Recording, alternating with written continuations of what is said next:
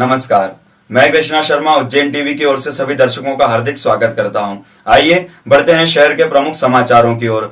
भगवान महावीर स्वामी के जन्म कल्याणक महोत्सव पर जैन समाज द्वारा भव्य रथ यात्रा चल समारोह नगर के विभिन्न प्रमुख मार्गों से निकाला गया। महावीर जयंती के उपलक्ष्य में निकाले गए भव्य चल समारोह में घुड़सवारों के साथ तीर्थंकरों व संतों के भव्य चित्र, बग्गियां व गजराज भी शामिल थे।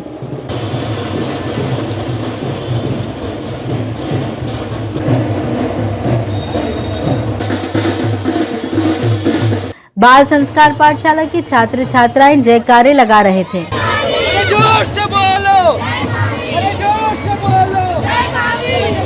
महिलाओं की कीर्तन मंडली भी जयकारे लगाती हुई दिखाई दी।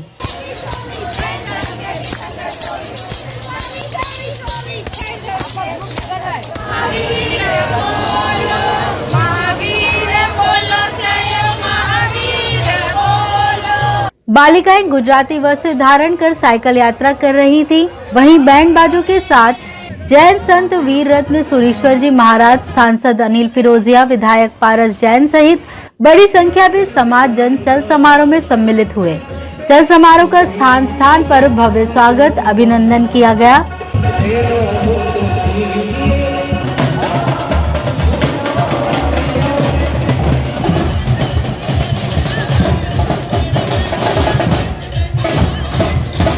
भगवान महावीर को रथ और पालकी में विराजमान कर नगर भ्रमण कराया गया।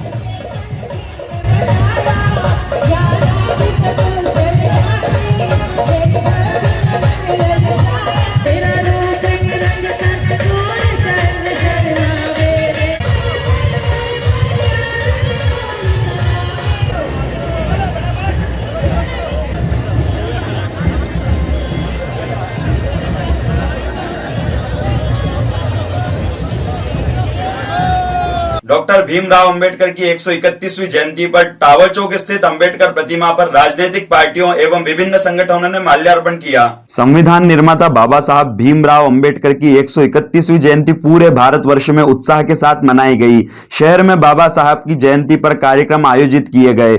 मुख्य कार्यक्रम टावर स्थित बाबा साहब भीमराव अंबेडकर की प्रतिमा पर हुआ, जहां सुबह से ही बाबा साहब की प्रतिमा पर विभिन्न संगठन, राजनीतिक पार्टियों एवं शहरवासियों सहित बाबा साहेब के अनुयायियों ने पुष्पांजलि अर्पित कर उन्हें याद किया।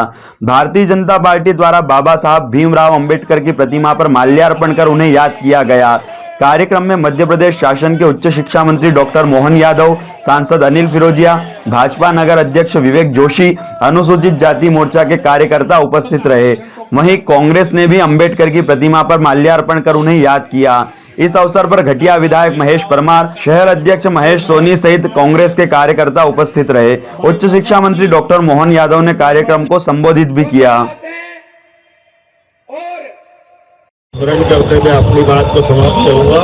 एक ऐसा महापुरुष जिसने लोकतंत्र को अमर करने के लिए, समाज की एकता के लिए अपने समाज की कमजोरी को सबके सामने लाए और खाली सामने नहीं लाए, उसका इलाज करा करके समाज की एकता का संदेश दिया। ये हमारे जीवन की बहुत बड़ी पूंजी है। हम ताउम्र बाबा साहब के इंसान को कभी भूल नहीं सकते।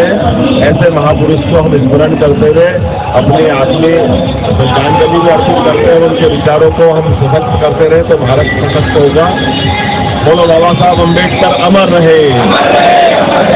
शहर के विकास कार्यों के निर्माण में हो रहे विलंब के मद्देनजर निर्माण एजेंसियों के साथ जिला प्रशासन द्वारा बैठक आयोजित की गई।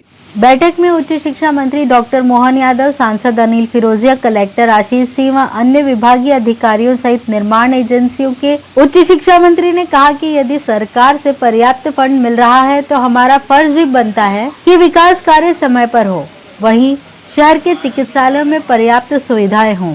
देखिए, ये बात सही है कि हमने इसीलिए बैठे भी थे, लेकिन ये बात भी देखना पड़ेगी कोविड के कारण से जो लंबा गैप आया था। कई एजेंसी के जो संचालक है उनके घर में घटना घट गई या कुछ ऐसी चीज़ें हो गई, बीच में रेट बहुत वेरिएशन आ गया। तो मैं उम्मीद कर रहा हूँ कि अब वापस धीरे से नॉर्मल होगा और सब चीज़ों पे हमने कहा कि जो भी हो हमको काम चाहिए, इसमें काम में कोई कोताही नहीं करे। जो भी कारण है वो तो बनेगा बाद में। निर्माण का टाइम पीरियड है। अस्पतालों में जो है डॉक्टर्स की कमी और एनेस्थेसिया और डॉक्टर की भी कमी बताई जा रही है। हाँ, एनेस्थेसिया वाले के लिए बताया कि भाई हायर करें, बाजार से ले, हम पेमेंट देंगे, लेकिन सब प्रकार की सुविधा सभी हॉस्पिटल में हो जाए उज्जैन के लिए, ये प्रॉपर हमने प्लान करा। हड्डी वार्ड के इम्प्लांट की भी बहुत काफ़ी समस्या है इस तरीके। हाँ, हड्डी वार्ड का इम्प्लांट के लिए आयुष्मान से भी, जो आयुष्मान के उसमें परचेस कर ले, बाकी जरूरत पड़ेगी तो दूसरे ढंग से करेंगे, लेकिन हड्डी, आँख का, किडनी का, जिस भी प्रकार के जरूरत पड़ रही चिकित्सा की, सारी चिकित्सा व्यवस्था होना चाहिए। मंत्री जी, कहीं ना कहीं हड्डी वार्ड में जो मरीज जाते हैं जिला अस्पताल में, उनको ऊपर चढ़ने में दिक्कत आती है। वो लिफ्ट के आज दिनांक कितनी है? लिफ्ट का टेंडर हो गया है, यूडीए ने 2 मंजिल लिफ्ट का टेंडर कर दिया। मैंने भी यही बोला कि भाई फटाफट लिफ्ट का काम निपटे ताकि काम जल्दी हो। मंत्री, एक प्रस्ताव आपने भी दिया था नगर निगम के हर जोन में शव वाहन उपलब्ध कराने की बात की है। मैंने कहा कि भाई ये जो हमारे खास करके दूर के जो कॉलोनियाँ हैं, ये भारी कष्ट होती है और एक जगह से वाहन देने से दिक्कत आती है, तो झोन कार्यालय में रखवा दो ताकि नज़दीक फटाफट पहुंच जाए, और ज़रूरत पड़ी तो और परचेस कर लो ताकि सब वाहन तो देना चाहिए। गर्मी का मौसम आ रहा है और पानी की समस्या जो है काफ़ी बढ़ती जा रही है, इसको लेकर क्या व्यवस्था? नहीं, हमने पानी के प्रबंधन के लिए पीएचई को भी बताया है, और साथ साथ कहा कि जो हमारे जहाँ यात्री प्रतीक्षालय है वहाँ भी कोई गरीबों के लिए प्याव लगाए ताकि पीने के पानी का प्रबंधन होना चाहिए, किसी प्रकार से कष्ट नहीं होना चाहिए। कलेक्टर आशीष सिंह ने बताया कि शासकीय माधवनगर अस्पताल को महाकाल मंदिर के कोष से चैरिटेबल हॉस्पिटल की तर्ज पर चलाने के लिए भी योजना बनाई जा रही है। देखिए, जो मुख्य बैठक का विषय था कि ज़मीन के आवंटन के वजह से कुछ काम रुके हुए तो नहीं है, तो केवल एक काम को छोड़कर ज़मीन के आवंटन का विषय तो कहीं भी नहीं आया। एक 150 सीटर अस्पताल का ज़रूर ज़मीन के आवंटन के विषय में रुका हुआ है, लेकिन वो जगह आयुर्वेदिक कॉलेज को चूँकि देने का निर्णय हुआ है, इसीलिए उसका आवंटन निरस्त किया गया। उसको हम लोग बहुत जल्दी करा देंगे। जो माधवनगर अस्पताल है उसके संबंध में सभी जनप्रतिनिधियों के साथ में, जिसमें माननीय मंत्री जी, सांसद जी, विधायक जी थे, सभी के द्वारा ये सहमति व्यक्त करी गई कि माधवनगर अस्पताल को महाकाल मंदिर कोष के सहयोग से एक बहुत अच्छे चैरिटेबल हॉस्पिटल के रूप में चलाया जा सकता है, जिसमें कि बहुत अच्छी विश्व स्तरीय सुविधाएं अत्यंत कम कीमत पर दी जा सकती हैं, खासतौर पर ऐसी सेवाएं जिनमें गरीबों को अधिक पैसा खर्च करना पड़ता है। तो उसके लिए सीएमएचओ, सिविल सर्जन और हेल्थ की टीम को एक प्लान बनाने का बोला गया है। बहुत जल्दी उस पर हम लोग काम शुरू। पुलिस ने किया सनसनीखेज नागर परिवार के तिहरे हत्याकांड का खुलासा। 2 आरोपियों ने लेन देन के विवाद में की थी मां, पोते और पुत्र की हत्या।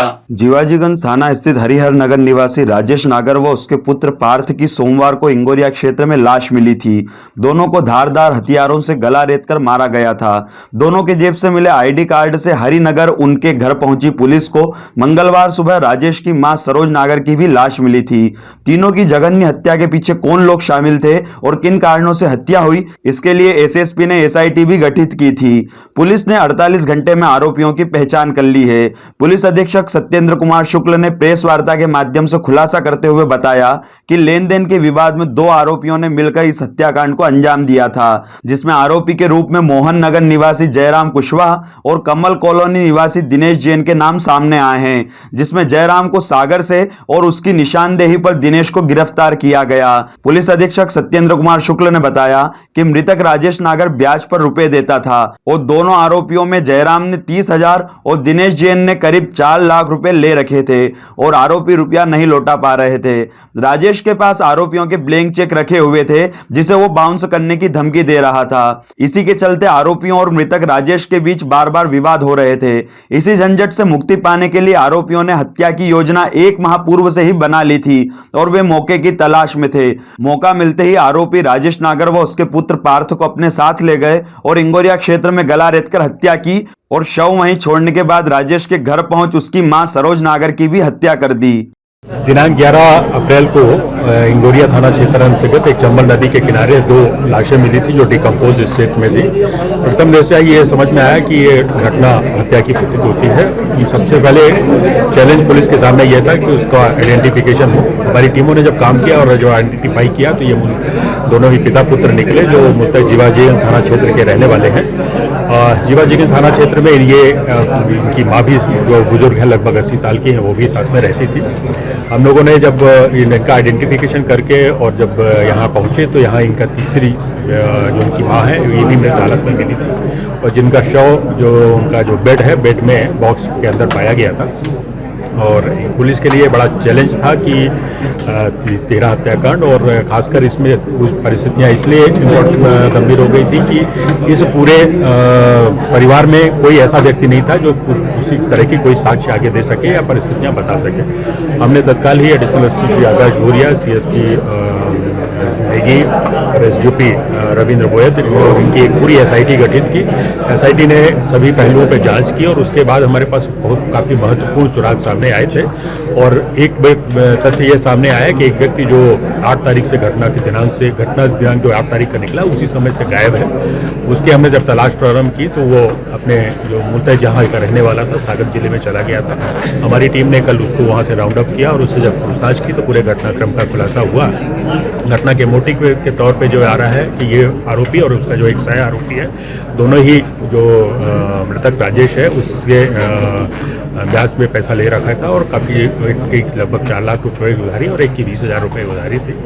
और इसी पर एक बार इनके बीच में कुछ विवाद की भी स्थिति बनी थी क्योंकि ये घर पे जाके तगादा करने गया था कि हमें पैसा वापस चाहिए और तब इन लोगों ने तय किया था, 1 महीने पहले ही प्लान किया था कि इसको मार देते हैं। उसी क्रम में इनको यहाँ से लेकर गए और बड़नगर के आगे जो गुरावदा रोड पर जाके ये घटनाक्रम किया था और फिर वहाँ से आकर इसकी जो माँ है उसके साथ भी यह घटना की थी।